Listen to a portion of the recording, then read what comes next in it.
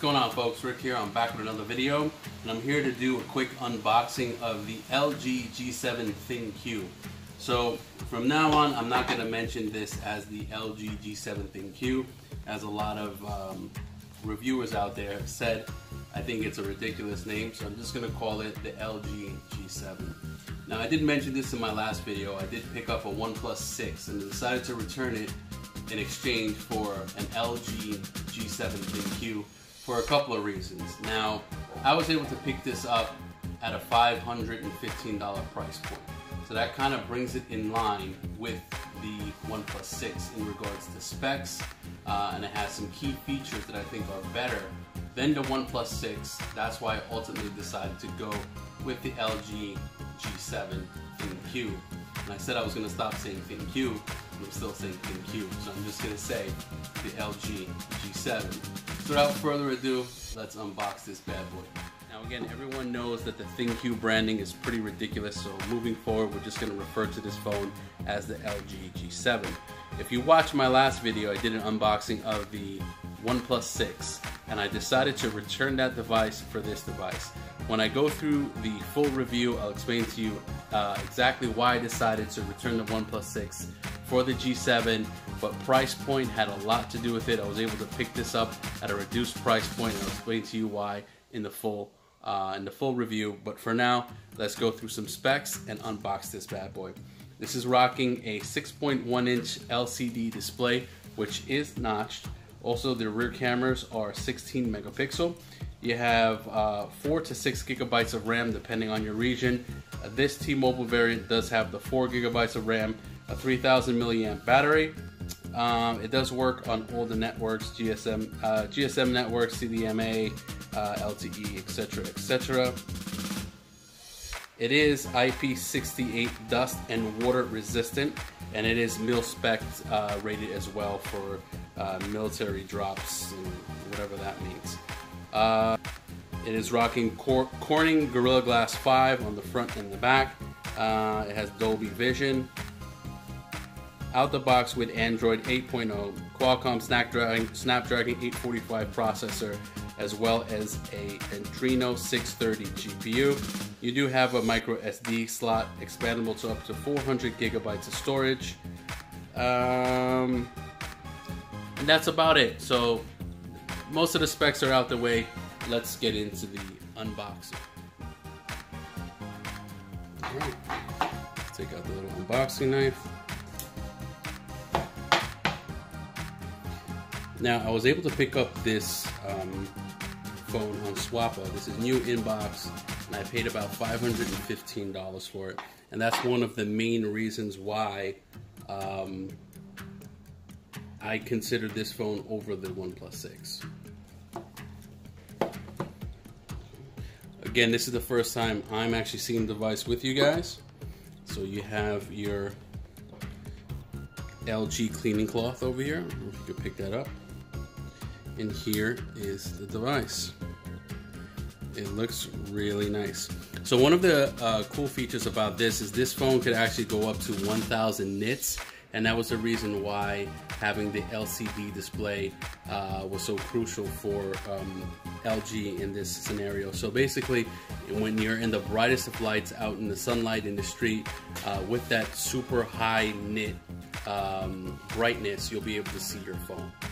Also, it has AI cam. Basically, when you're focusing your camera on a shot, it could actually, the phone itself could actually pick up things that are going on in the background. If you're taking a shot of, say, food, for instance, it'll optimize the camera to make the best shot for that actual scene.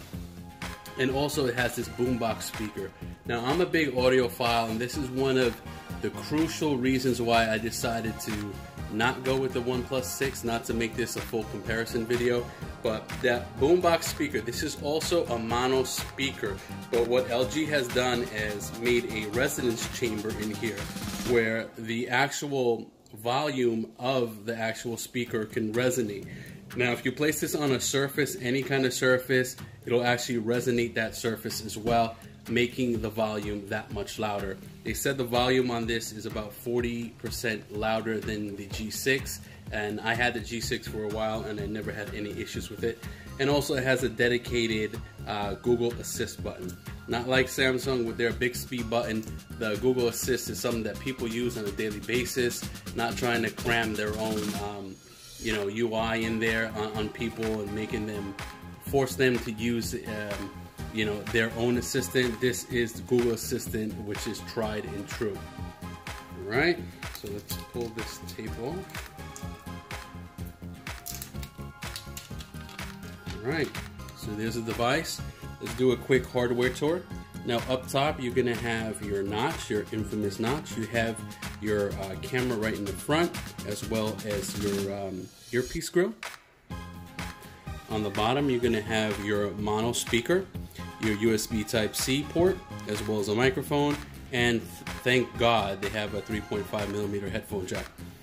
Over here to the left of the device, you have your volume rockers, as well as your dedicated Google Assist button. As of now, LG said that it's not remappable. You can disable it, but it's not remappable.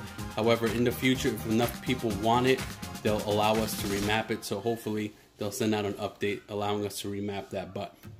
And then over here to the right, you have your dedicated power button.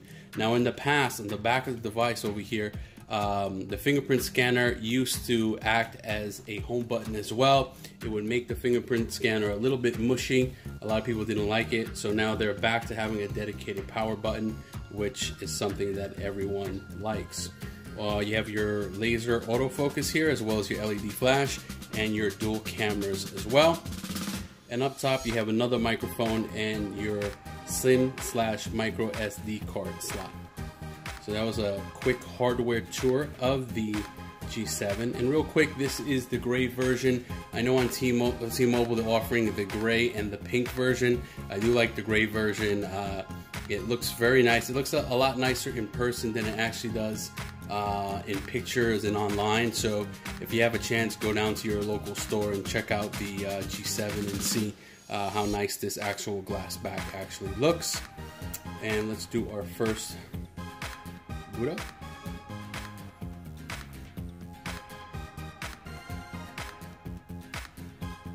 Okay, there we go. You have your LG G7 ThinQ logo. Alright folks, now that we took a quick hardware tour, let's see what else LG offers here in the box. And just some other information for you guys. They also have their second year promise. They actually offer a 1-year warranty for any issues with the phone, any breakage with the phone and things of that nature. And they actually give you a full second year warranty, which is something that a lot of manufacturers that you pay a lot more money for the devices don't offer. Alright, so here's your second year offer. So what else we have in here? Okay, this should be your typical manuals and stuff. Let's open that up and see what else is in here.